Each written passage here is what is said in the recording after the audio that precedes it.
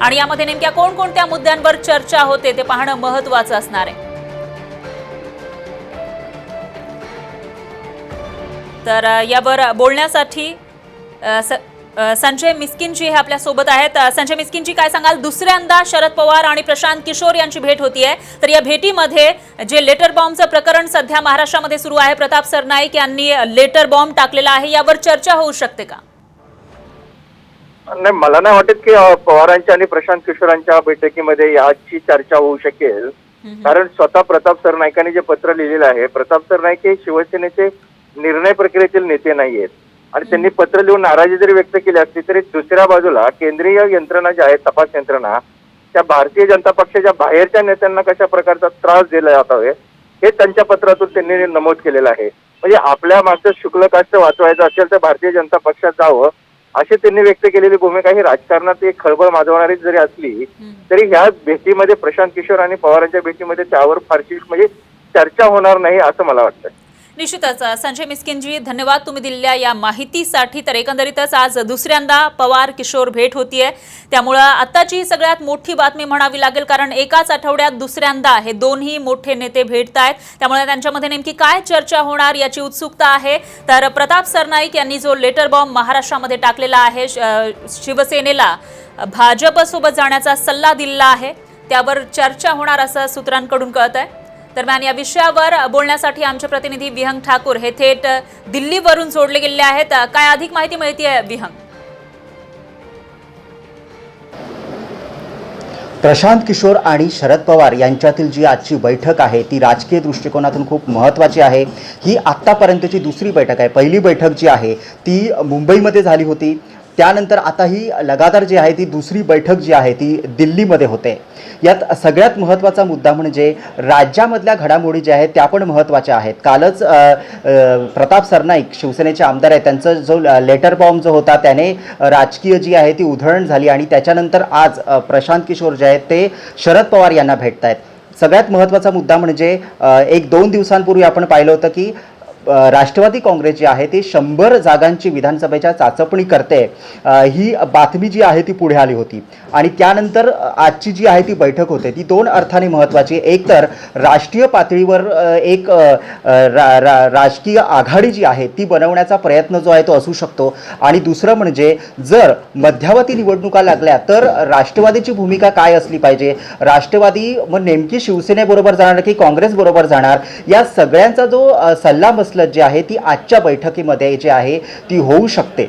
निश्चितच विहंग, धन्यवाद तुम्ही दिलेल्या या माहितीसाठी। तर एकंदरीतच आज ही एक महत्त्वाची भेट म्हणावी लागेल। दुसऱ्यांदा प्रशांत किशोर आणि शरद पवार हे भेटतायत आणि दोघांनाही चाणक्य मानलं जातं। एक राजनीतीमधला चाणक्य तर दुसरा रणनीतीमधला चाणक्य आहे, त्यामुळे या दोन्ही नेत्यांच्या भेटीमध्ये नेमकं काय काय होतं, कोणकोणत्या मुद्द्यांवर चर्चा होते आणि याचे काय पडसाद उमटतात ते पाहणं महत्त्वाचं असेल।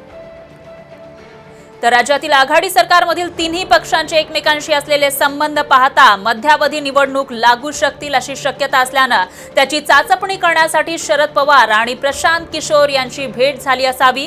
तर कोणकोणती शक्यता असू शकते या भेटीमागील ते आपण बघू शकतोय। पहिली जी शक्यता आहे ती म्हणजे जर राज्यामध्ये मध्यावधी निवडणुका लागल्या तर राष्ट्रवादीची भूमिका नेमकी काय असेल याच्यावर या दोन्ही नेत्यांच्या भेटीमध्ये चर्चा होऊ शकते। याशिवाय गेल्या काही दिवसांमध्ये राज्यातील तणावाचं वातावरण आणि त्यामध्ये फडणवीस यांनी घेतलेली पवारांची भेट, यामुळे राष्ट्रवादी आणि भाजप सत्तेत पुन्हा एकत्र येतात का या चर्चांनाही उधाण आलंय। त्यामुळे त्या सर्वांची चर्चा करण्यासाठी ही भेट झाली असण्याची ही शक्यता राजकीय विश्लेषकांनी व्यक्त केली आहे। आणि तिसरी एक शक्यता आहे ती म्हणजे काही दिवसांपूर्वीच पंतप्रधान नरेंद्र मोदी आणि मुख्यमंत्री उद्धव ठाकरे यांच्यात नवी दिल्ली इथं अर्धा तास गुप्त बैठक झाली होती। त्यानंतर भाजप शिवसेना पुन्हा महाराष्ट्रामध्ये एकत्र येणार अशी ही चर्चा सुरू झाली होती। त्या दृष्टीने शिवसेनेवर दबाव टाकण्यासाठी ही बैठक शरद पवार यांनी आयोजित केली असावी अशी ही शक्यता व्यक्त केली जाते। तर या तीन शक्यता या ठिकाणी समोर येत आहेत। यानंतर आणखी एक ब्रेकिंग न्यूज आहे. एकीकडे शिवसेना आमदार प्रताप सरनाईक यांच्या लेटर बॉम्बनं राजकीय धुरळा उडाला असतानाच आता भाजप नेते गिरीश बापट आणि माजी प्रदेश अध्यक्ष रावसाहेब दानवेंनी पुन्हा युतीची चर्चा केली आहे. सरनाईकांनी शिवसेनेच्या मनातलं बोलून दाखवलं. आता उद्धव ठाकरेंनी निर्णय घ्यावा असं मत बापटांनी व्यक्त केलंय.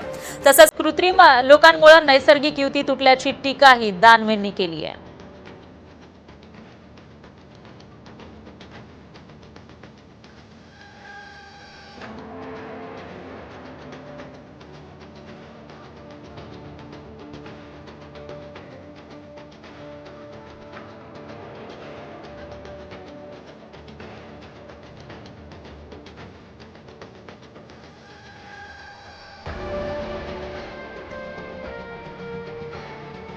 राजकीय सुरक्षिततेच्या पलीकडे जाऊन प्रताप सरनाईक यांची प्रतिक्रिया बोलकी आहे.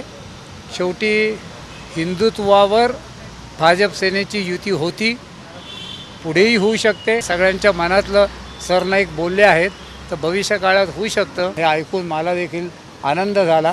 निर्णय शिवसेनेने घ्यायचा आहे. भारतीय जनता पार्टीने ह्याच्या आधीच आपलं मत व्यक्त केलं होतं. तुमची आमची नैसर्गिक युती आहे, पण मधल्या काळात काही कृत्रिम लोकांनी ती तोडली आणि म्हणून मागचं काय झालं आहे ते मला बघायचं नाही. पण भविष्यामध्ये अशी युती झाली तर भारतीय जनता पार्टीच्याही कार्यकर्त्यांना आनंद होईल. त्यांचे नेते त्याचा कसा विचार करतात ह्याच्यावर भविष्यातल्या गोष्टी अवलंबून आहेत. पण भारतीय जनता पार्टी ही नेहमीच पॉझिटिव्ह राहिली. आरोपाला किंवा या पत्राला काही अर्थ नाही, हे त्यांनी त्यांच्या मनातली बोलून दाखवलेली खतखते. कारण निवडणुकीच्या टायमात जेव्हा अनैसर्गिक युती काँग्रेस, राष्ट्रवादी काँग्रेस आणि शिवसेनेने केली, ती कोणत्याही शिवसैनिकाला पसंत पडलेली नाही. आणि आम शिवसैनिकाची भाषा ही आपल्या तोंडून आत्ता जे आमदार आहेत प्रताप सरनाईक यांनी बोलून दाखवलेली आहे.